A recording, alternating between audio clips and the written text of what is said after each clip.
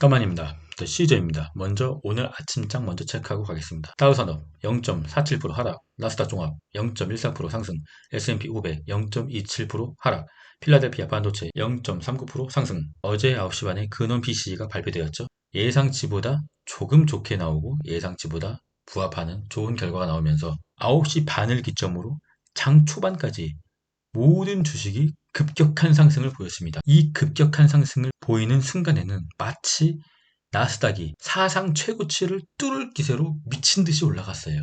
하지만 이 구간은 바로 현혹의 자리였습니다. 아니, 9월 22일에 TQ 저가 35, 9월 27일에 TQ 저가 33. 이때는 도대체 뭐 하다가 왜 9월 29 TQ 37에 왜 매수를 하는 거죠?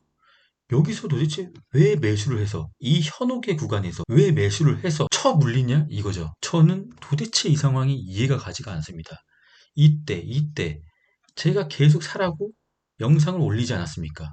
공포 지수가 최저점을 갱신할 때마다 계획을 세우고 적절한 분할 매수로 계속 사라고 하지 않았습니까? 왜 도대체 37, 36 구간에서 매수를 해서 물리냐 이거죠. 물론 저희가 TQ를 매도할 구간은 37보다 훨씬 더 높습니다. 다시 37이 온다고 하더라도 전 매도를 하지 않을 것입니다. 그러므로 37에 사시는 분들도 장기적으로는 플러스권이 올 거라고 생각하고 있습니다. 하지만 우리는 공포 매매법에 의한 장투를 하고 있지 않습니까? 최대한 낮은 평단으로 매수를 해야 편안하게 갈 수가 있습니다. 이럴 때는 뭐 하다가 갑자기 오를 때 그때 매수하면 현혹의 자리입니다. 필패의 자리죠. 단기적으로 필패의 자리죠. 제가 어제 영상으로 올려드리지 않았습니까? 추격 매수는 하지 않습니다.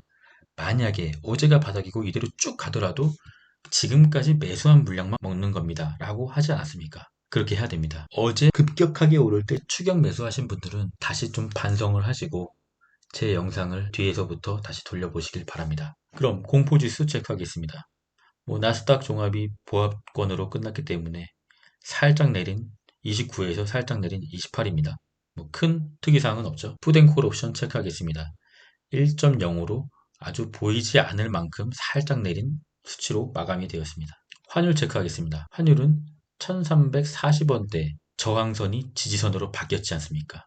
제가 말씀드린 대로 가지 않습니까? 지지선을 지지하고 다시 올라서 좋지 않은 상황으로 마무리되었습니다. 좀 더 지켜볼 필요가 있죠.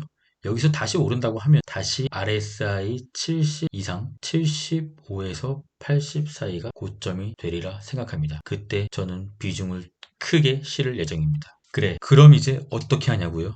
어떻게 하긴 뭘 어떡합니까? TQQQ 기준 9월 27일 저가 33.6을 기준으로 아래로 갱신할 시 공포지수를 20 초반인 걸 확인하고 현금 비중 10%를 또 매수합니다. 미친놈처럼 매수하는 거죠. 이게 공포 매수법입니다. 이 방법만이 장기적으로 수익을 잃을 수 있는 유일한 방법이기 때문입니다.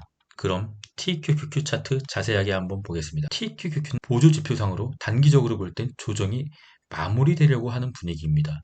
보조지표, 스토캐스틱, K값이 D값을 아래에서 위로 상향 돌파를 완료하였습니다. 이제 우리가 볼 것은 스토캐스틱이 양봉으로 전환되느냐 또는 MACD 파란색이 줄어들면서 빨간색 양봉으로 전환되느냐 이거를 체크해 봐야 됩니다. 물론 29일봉은 상당히 좋지가 않습니다. 하지만 10월 기대감으로 10월 초에 다시 상승 가능성이 있습니다. 물론 셧다운이라는 10월 초에 가장 좋지 않은 최대 변수를 시장이 어떻게 해석할지는 아무도 알 수가 없죠. 하지만 전통적으로 10월과 11월은 강세의 달로 역사는 말해주고 있기 때문에 우리는 나스닥과 10월, 11월을 믿고 주가가 더 내릴 시 추가 매수를 하는 전략으로 가야 됩니다.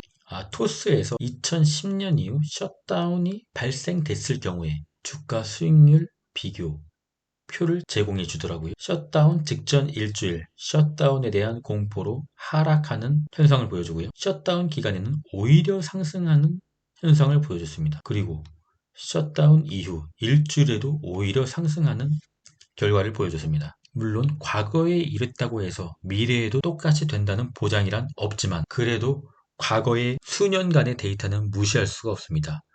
이번에도 셧다운이 발생된다면 저는 이렇게 되리라고 보고 있습니다. 그렇기 때문에 주가가 더 내려서 좀 더 싼 구간을 만들어 준다면 어차피 오를 거기 때문에 용기를 내서 매수해야 된다고 보고 있습니다. 제가 어제 잠이 안 와서 새벽에 영화도 한 편 보고 주식도 한번 체크해보고 주식 카페에서 여러 사람들의 게시물을 확인했는데요. 이 표는 제가 한 달 전에 올려드린 인간지표 매매법의 주식 매수 타이밍 표를 캡처한 겁니다. 여기에 인간지표 매매법의 카드를 달아드리겠습니다. 5가지 정도로 주식 매수 타이밍에 대해서 적어보았는데요. 여기서 2가지 신호가 드디어 포착이 되었습니다. 모든 사람들이 리만 브라더스 사태가 올 거라고 할 때, 리만 브라더스 사태는 또 안 오리란 보장은 없지만 모두가 예상할 때는 오지 않는다. 저점 신호죠. 이 신호는 벌써 나왔습니다. 사람들이 리만 브라더스 사태가 올 거라고 하더라고요. 그리고 어제 신규로 포착된 신호가 있습니다. 주식 카페에서 사람들이 서로의 종목을 비방하며 싸우기 시작한다. 어제 싸우더라고요. 어제 주식 카페에서 사람들이 싸웠습니다. 왜냐면 최근에 숏을 많이 탔지 않습니까? 근데 이틀간 반등으로 숏한 사람들이 다 물렸어요. 그리고 어제 장 초반에 급격한 상승으로 뒤늦게 롱을 탄 사람들이 장중 주가가 내리자 또 다 물렸습니다. 서로 물린 거죠. 롱도 물리고 숏도 물리고요. 그러한 두 그룹이 싸우더라고요. 서로의 종목을 비방하면서요. 뭐 숏충이니 롱충이니 이러면서 싸우더라고요. 그래서 제가 문득 느낀 게 거의 다 와 가는구나. 저점이 다 와 가는구나 라는 생각을 했습니다. 그리고 아직 1번, 2번, 4번의 시그널은 나오지가 않았죠. 1번하고 2번의 시그널은 진짜 쉽게 나오는 시그널은 아닙니다. 하지만 4번 유명 유튜버의 댓글에 악플의 비중이 높아질 때죠. 여기서 주가가 좀 더 내린다고 하면은 이 4번 시그널 나올 겁니다. 그러면 우리는 어떻게 해야 되죠? 뭘 어떡하긴 뭘 어떡합니까?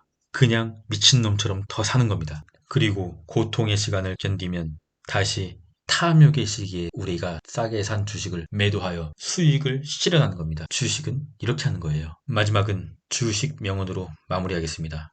예측은 납을 금으로 바꾸는 것과 같습니다. 한마디로 예측은 불가능하다 이 말입니다. 필립 피셔. 하루하루 예측을 하면서 롱숏을 번갈아 가면서 타시면 결국 본전 아니면 마이너스입니다. 왜냐면 한두 번은 운 좋아서 맞출 수가 있지만 결국 틀리는 구간이 오고 잘못 물타게 되면 크게 물리게 되기 때문입니다. 그냥 예측하지 말고 주가가 신저점을 갱신할 때마다 공포지수를 체크하면서 미친놈처럼 롱에만 타세요. 왜냐? 롱에 물리면 언젠가는 수익권이 오지만 숏에 물리면 영원히 수익권이 오지 않을 수가 있어요. 역사적으로 나스닥은 계속 우상향하기 때문입니다. 돈의 가치는 계속 떨어지고 주식의 가치는 계속 올라갑니다. 그게 자본주의이기 때문입니다. 남은 연휴 잘 보내시고 그럼 끝까지 가겠습니다. 이상입니다.